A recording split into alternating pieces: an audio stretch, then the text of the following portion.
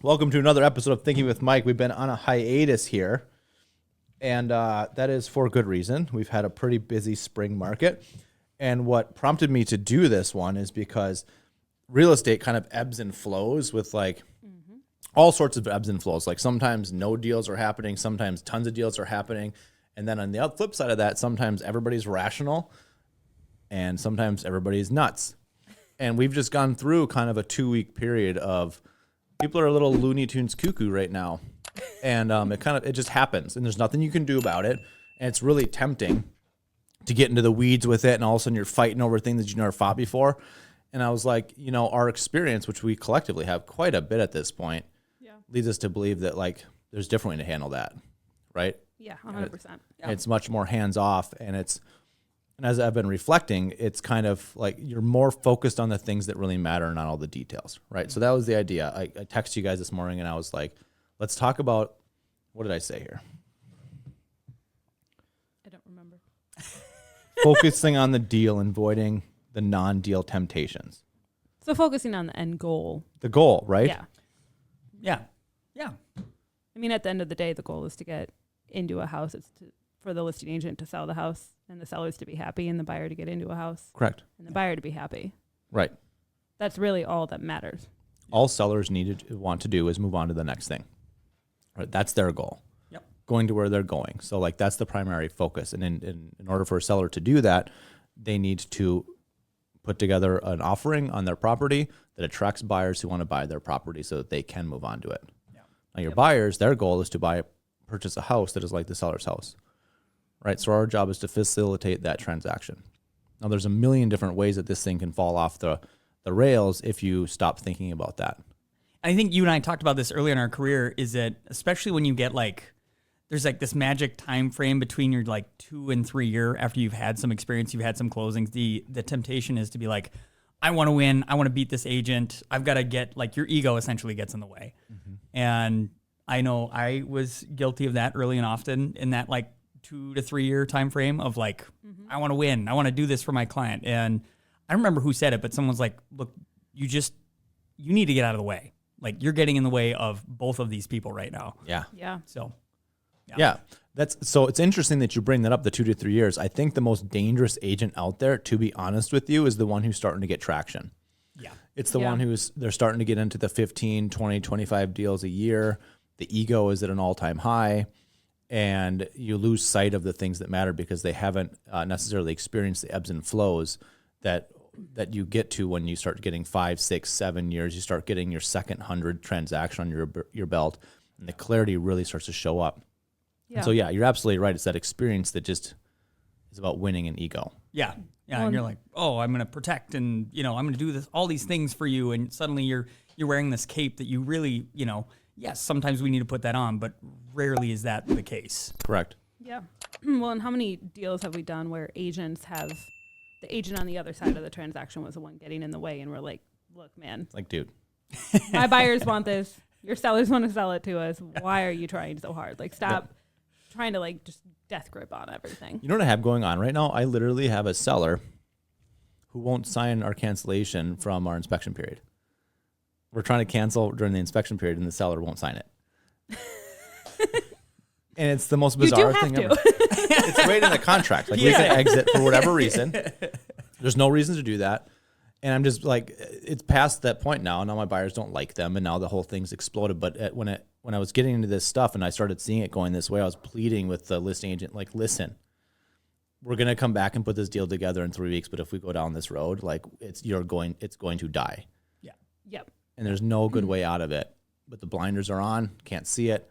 And here we are now. We're going to have to perform a statutory cancellation, which, by the way, is very, very easy to do. Not that big of a deal. Yeah, it's just frustrating. But it's so off the point of trying to buy and sell a house. Interesting. Yeah. That's just bizarre.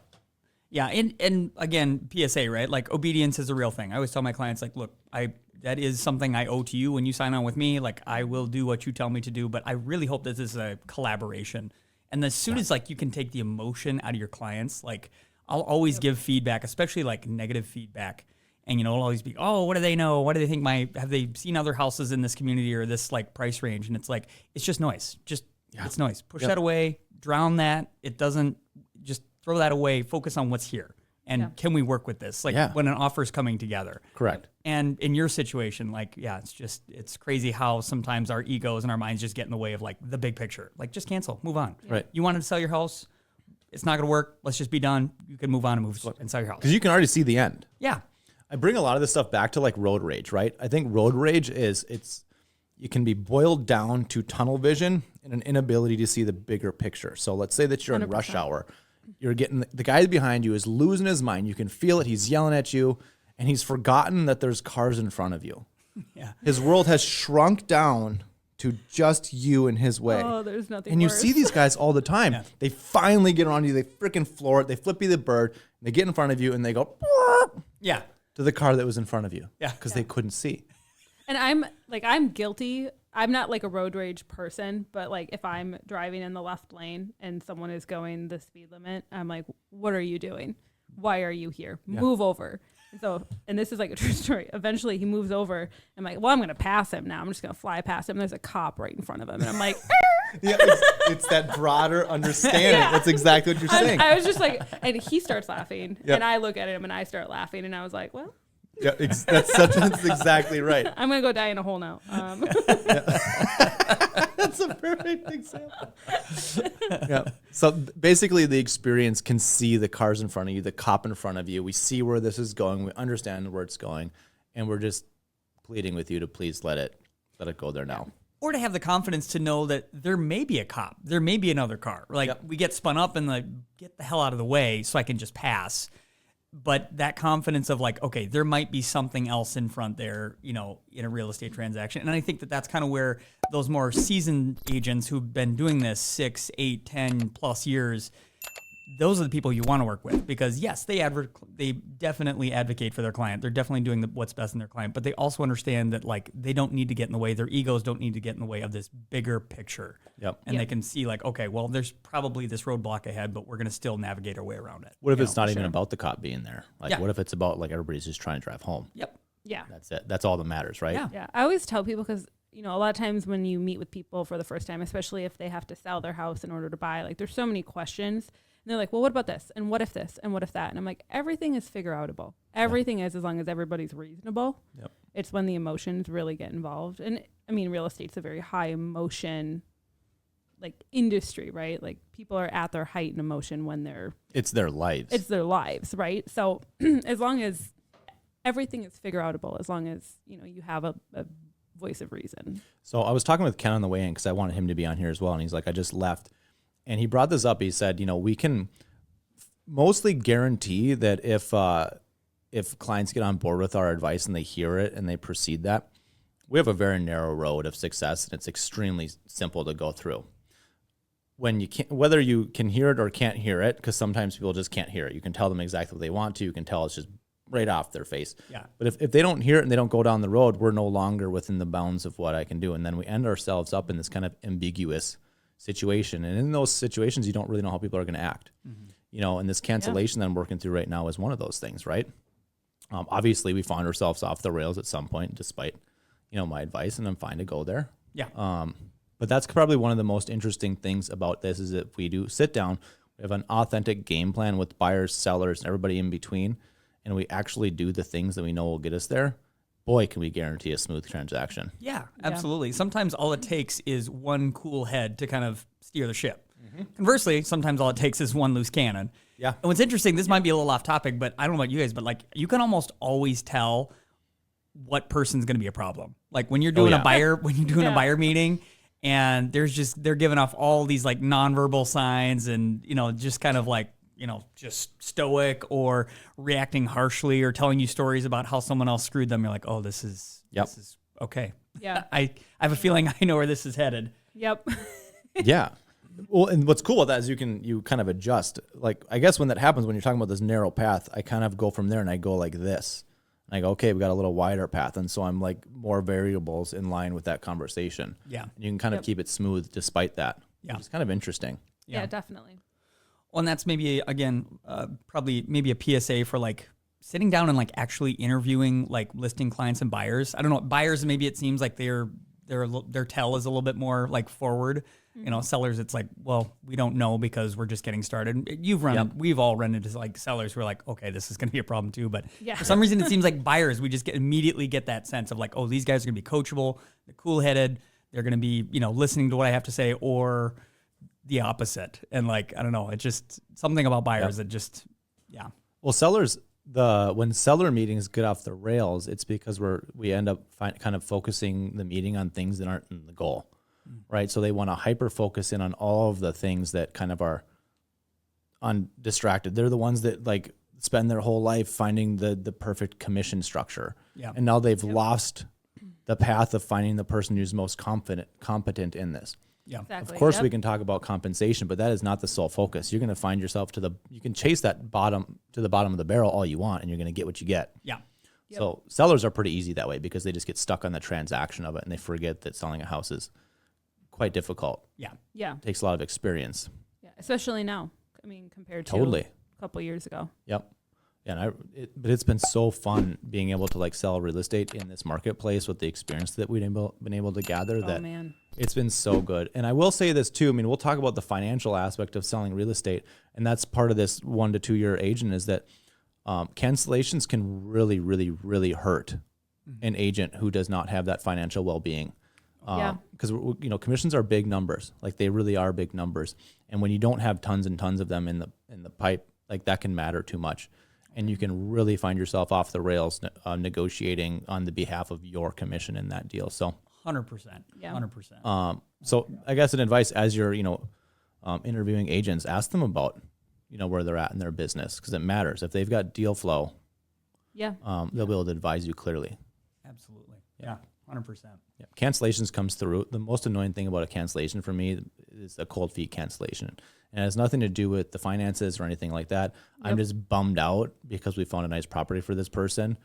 And now we have to go recreate the same thing in the future. I think I've only had one cold feet cancellation actually end up repurchasing within a year.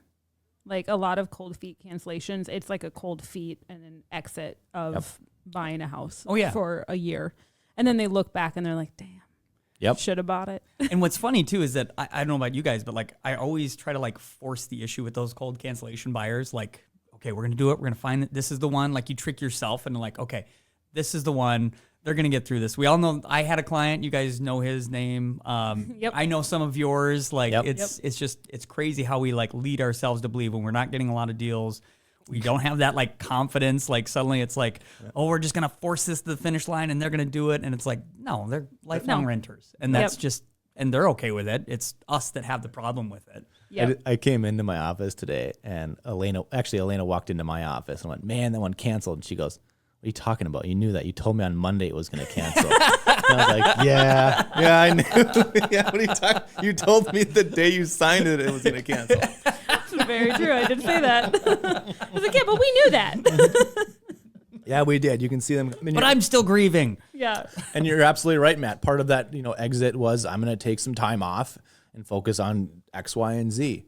And it's like, yeah, it comes right along to it because a cold feet cancellation is about internal strife and turmoil that you can't soothe by finding the perfect house. Yeah. Yep. You can't. There has to be a calmness and I tell my sellers this all the time. If we're going to do this, your family has to view this as a grand adventure that you're going to have fun doing. Yep. If this is going to be a hell that you're going to get through, let's not do it right now. Right. And, yeah, absolutely. And on top of that too, like I came to this with that buyer, like there is no such thing in real estate of like a risk-free transaction. No. Like we have to have a degree of risk and like assuming that risk. Yep. I think you gave some really good advice. I think you were talking to one of your first-time home buyers and you're like, look, always have just something set aside for those issues and things that come up, that will come up. Yep. And I think a lot of buyers and agents aren't really kind of preparing for that. Like, yeah, stuff is going to come up. This is a risky thing. It's not, it's not going to be a money pit situation, but like, it's risky. You got to be okay with a little bit of risk. Well, yeah, and you get an inspection all day long. That doesn't mean your furnace isn't going to break the first week after moving in. Yep. You know, so you layer the risk with little cash reserves. Yeah. Yep. And if you don't, have a mom or dad that you can call. Have a parachute. Sales work says reserves too. It does. Just don't use your credit card for your reserve. You don't want to pay 30% on your furnace. Yeah. Oh, for sure. But it's also being able to look past the little things that you can fix down the road too. Yep. Yes. Most things don't matter. Most things can be fixed, by the way. Yeah. You know, and I've been kind of blessed with, like, I have a small little renter portfolio. I have 5, and they all have furnaces, whatever. So I see kind of things going wrong at like a higher level. And by the way, most furnaces that are suggested to be replaced can be fixed for $500 to $900, and the problem goes away for 3 years. Yeah. So like, get closer to that. And when somebody says, well, you know, it's going to be this to fix it, you know, you can replace for this. Yeah. It's like, okay, fix it. Thank you. Yep. I'd really recommend. Thank you. I know fix you would. it. Fix it. Although last year our air conditioning went out when it was 102, which Yeah. is like the worst time. That's when to they go out. Yeah. And it was going to be like, I don't know, like $1,000 to fix it, and it was 24 years old. And it's like, no, we're gonna get a new one. Yeah. See, I would have repaired. Yeah. I'm a repair guy. Mike's got the paddles out. I did. Although once we got it repaired, we're like, oh, so your AC doesn't have to run 24/7. Got it. Correct. It was so Correct. bad. Yeah. ACs are funky that way. I actually look at them because ACs sit outside all year, by the way, and we're in Minnesota. There's rain, snow, summer heat, all of that stuff, but they only run for 4 to 5 months. Yeah. So like, they look like shit, but a 25-year-old furnace has only ran for 12 years. Yeah. Yeah. And also, like, doing maintenance on them, I mean, I feel like younger generations don't do nearly as much maintenance on appliances to make them to last longer. Correct. Which is, you know, a dig on my own generation, but It's true. So if you have your HVAC guy come through, it typically $100 to $200, and they'll clean all of the freaking deviltry, the cottonwoods. They'll get all that God, out of your radiator around it, and it'll run so much smoother without, you know, pressing it.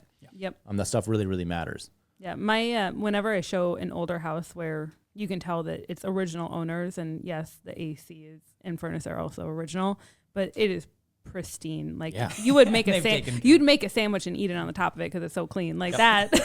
Yep. You know, and it's like, yeah, it might be, you know, 24 years old and near the end of its life, but it was well taken care of. So Totally. Yeah. And by the way, like, your new expensive furnaces nowadays, like, man, I don't know, maybe 7 to 15 years expected before you're repairing it. yeah. Yeah. They're just over-engineered now, and they're gonna, you know, break. So I would start getting used to repairing them instead of having to replace them every so often. It's maybe a little off topic, but I was with an HVAC guy, and he's like, yeah, they're actually making it illegal they're not making 80% efficiency anymore. And I'm like, well, those are the ones that run the best. Yeah. Yeah. Right? They're the most reliable. So, okay. Yeah, that's crazy. it's lunacy, Yeah. right? It's all about, you know, green energy and that kind of thing. But like, yeah, Yeah. anyways, we don't need to go down that road. We don't need to go. Reel it back. It's almost like that'd be something a politician would do to get votes. I don't know. Yeah. Cool, but yeah, I guess we get a little off track, but that's not really the track. The point is, all of these things that come up, there's always solves to them. And the point of the matter is, especially when you're buying and selling real estate, is to buy and sell real estate if that's what you want to do. Mm-hmm. And there shouldn't be pressure to do anything other than that. Yep. Yep. And so as soon as you start to kind of get into the realm where you're doing things that are like, hold on, this is stimulating me. This feels good. This is like fun and angry and oh, that's my ego. Yeah. And your ego's not on your side. Yeah. No. Yep. And okay, steer yourself back in and have good people around you. You know, that's why we come into the office all the time. Exactly. Yeah. Right. Yep. Just simple as Alaina telling me this morning, well, yeah, but you knew that. Like, that's wonderful, like, sphere advice. It's a good reminder to your past self. It's like, oh, okay, Yeah. you're having fun talking about something that you're not a victim of. You knew what you were doing. Like, Yeah. just, yep. Yep. I think we solved that riddle a long time ago. Is like coming into the office to just like commiserate sometimes is just enough to get you through whatever Oh gosh. crappy file you're Yep. in. You know, Agents love nothing more than commiserating on their. Well, and you have to pick the right people. yeah. No, you're absolutely right. Because again, you don't want to be in an echo chamber, like someone who's just always like, yeah, no, poor you. Like sometimes you need someone to be like, no, actually, you kind of maybe screwed that up, or you need to look Chill at the out. situation at a different kind of angle. Correct. Yeah, I remember my very first cancellation that I ever had. I was the catalyst for that. I mean, it was a ton of. I mean, it was like over $45,000 worth of work for my buyers to take on, and I got in the way of it. Yeah. And it didn't. And I thought that was the right thing to do, was cancel. Looking back, they probably still wanted the house, but Yeah, isn't that we something? found them a house that they love even more. But still, Well, and to your point, like sometimes that is the proper remedy. You know, like Yeah. sometimes we do need to cancel, and that is the right thing to do for Yep. everybody. Yep. You know, Yep. So. We're not in the business of selling like houses to people that don't want them. yeah, You know, Yeah. we're just not, but Yeah, the first question I ask after an inspection is, before we get into the nitty-gritty and all this stuff, I say, hey, do you guys still want the house? Are you still excited about it? yeah. Are you still excited about it is a really good question to ask. Because if you're not, like, whatever's in this pages doesn't matter. doesn't matter. It Right. doesn't matter at all. You're Yep. just gonna sit here and convince me and try to get me to come to the conclusion that you should cancel. I'm like, you don't have to do that. Just tell me you want to cancel. I still ask that question, and I still get the yeah buts. Yep. Yeah, we are, but and then you're like, here we go. Yeah. No, but that's what you're looking for. Clear my schedule. Yeah, we Yeah. are, but and then done. If they fix, if they do, Yep. you know. Yeah. By the way, that's 10 years in real estate. Is when somebody wants things fixed with the inspection, you don't need to convince them. If anything, just write it down and send it to the sellers. Yes. Man, Yes. I needed that advice like way sooner in Oh my yeah, career. same. Ah, You end up negotiating with your consumers. yeah. Like, you have any play in this, and like you're guessing how the sellers are The going to first time I had like the first time a buyer told me that they wanted the outlet covers replaced, I was like, "You're kidding me, right? You're kidding me, outlet covers, you know?" Yeah. It still ended up going on there, and the seller still find it. So Yeah, it's a big deal. yeah. You want you the gutters clean? No problem. I'll have Jake come do it for you. Right. Which has happened. Thanks, Jake. Thanks, Jake. I don't care if they want the screws in the outlet covers turned the right way. I've had that I'll one. just say, Throughout the no house. problem, write it down. Yeah. Okay, what else do you want? Yeah. Yep, I've had that one too. I think a lot of times buyers are hoping for your kickback in these situations. And when they don't get your kickback, then they actually start asking for my advice more often, which is actually interesting. And if they don't, Yeah. no big deal. Yeah. Is this too much, Mike? I don't know. Let's find out. Interesting. Yeah, we'll give it a whirl. Yeah. I don't know. Let's ask them. Well, and I might be different from you guys in that like I will prep my clients, and again, I don't know if this is right or wrong, but I will prep my clients like, hey, we're focusing on safety and structure. We're not going to have them replace the carpet. And that again came from a transaction you had in Lakeview Terrace with a longtime agent there. And your clients asked for something, and his immediate response was, yeah, you saw the house, right? And for both of us, it was like, whoa, yeah, okay. So I've actually used that as a defense on my listing side of things to be like, well, you saw the house, right? Yep. So, Yeah. anyways, just a That's so counterpoint true. to all that. It was like, guys, as buyers, like, we're not going to ask for safety and structural things, but at the end of the day, if like you're not going to buy this house because of this thing, like, hell yeah, let's do some screws, whatever. We'll Yeah. ask for it and send it. Yep. Yep. It totally. Yeah. And I think that kind of stuff probably starts at the showings, right? Yeah, 100%. Otherwise, you can end up behind the transaction if you're not really careful about your showings. Yeah. And once you're behind your transaction, you're dead. No, Yeah, it's, there's nothing worse too when an agent is like trying to use the inspection for negotiating items that are cosmetic that you've visibly seen Yep. in the showing, like asking for money for the carpet in the inspection. That's just not it. Yep. You saw it. that's got Make to it be in your offer. That's got to be every agent's like pet peeve is like you get like the best offer and multiple offers as a listing agent. You're like, great, you're the winner. They do their inspection and suddenly you get like inspection requests or money in lieu of, and you're like, oh God, here we go. Yep. And so that's, again, if we're doing like a list of things to not do, like don't do that, agents. Yep. Yeah. Also, Yep. sellers, when you get this stuff, even if it's annoying, look at the bit greater deal.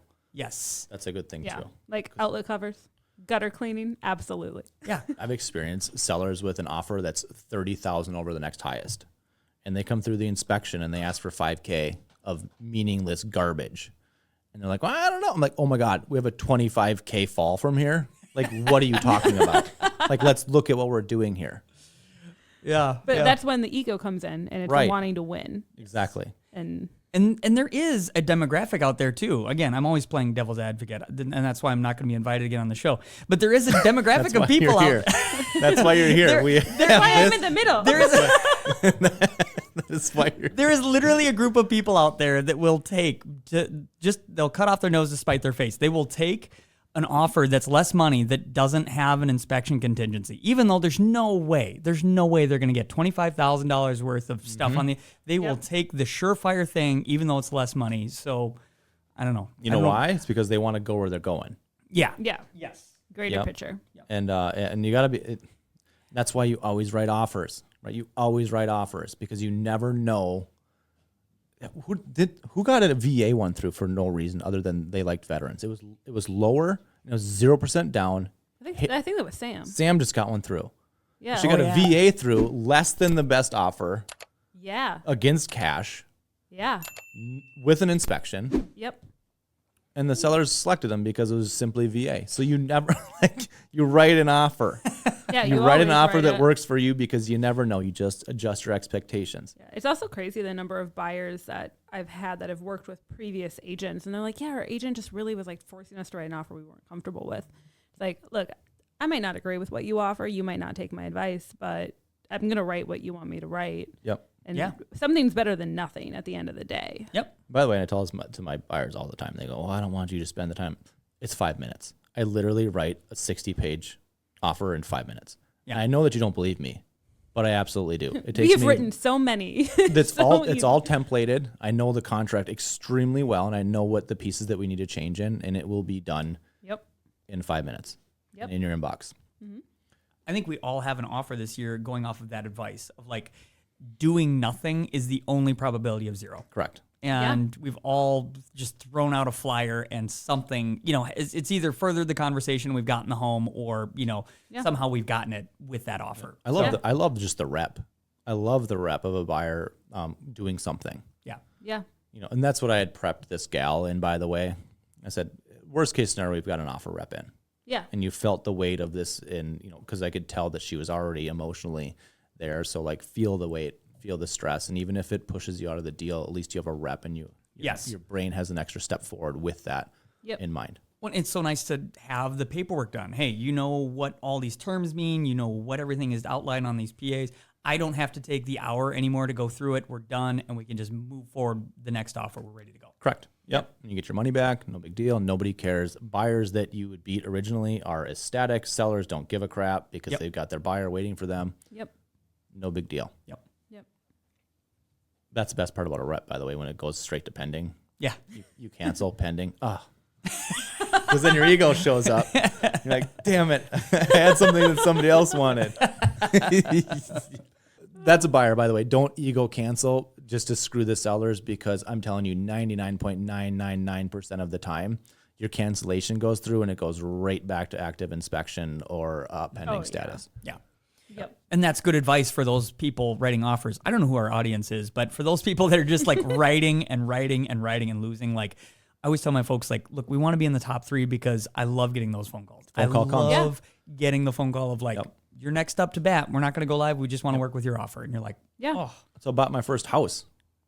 That happened a couple years ago on an acreage one for you down in Cologne. Yeah.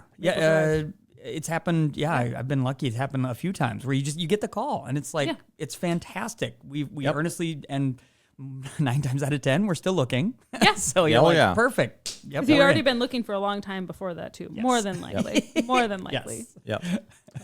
Yep. You don't want to be left with your ego win and nothing in your hands. Yep. Because that'll happen. It's also the reason why I don't force sellers to get back to you soon, because we all know there's nothing else for you to go after. Yeah. On the listing side of things, like, we need to hear back by Saturday night. It's like, okay. I'll let you know Sunday night. You're going to go buy the other house that's listed in Waconia that isn't listed in Waconia? I know where you're looking, and I know there's nothing else. There's nothing worse than so just be cool. Yep. But expirations. I saw somebody give advice about giving an expiration or an incentive for like taking an offer, like it's here, and if you get back to us there and then it goes down to here, like that's nonsense. Don't do that. You might get away with it once in a while, but you don't want to be doing that stuff. Right. Yeah. My client did that in Canada, totally different market. It worked for them, but I think it was one of those like that is the exception, not the rule. Like Correct. It's kind of like I don't want to do business with someone like that. Yep. Right. Like no. You're basically putting yourself in a bucket where you only get picked if nobody else plays the game. Yeah. Yep. Okay. And so that's not really where you want to be. Yeah. Yep. Yep. It's very transactional. It's not about the people. It's not what's right for the sellers. It's not what's right for anybody except for buyer. Yeah. Right. Because there's no way you're kind of pigeonholing them into like not feeling good. They're not going to feel good one way or another. And then they just feel like they're on the defense the whole rest of the transaction. So your inspection is going to go poorly anyways. Right. Right. That. You've already shown your hand that you're kind of a pushover. chicken. Yeah. Yeah. You don't have the confidence to see this thing through for sure. It's one of the things I noticed of good agents when I was getting started in this business is that they were unshakable in this stuff. I'm like, why don't you care if we might cancel? Yeah. You know, and I would just be scrambling trying to get this thing jammed through. It's because your offer sucks and and it's going to be better down the road. And they know 100% certain. And they're also comfortable waking up on Monday with your sporadic buyer that is just you, by the way, inexperienced agent, not being a part of this transaction. Yeah. Yep. Interesting. Just realized that. Yeah. All right. I think this is long enough.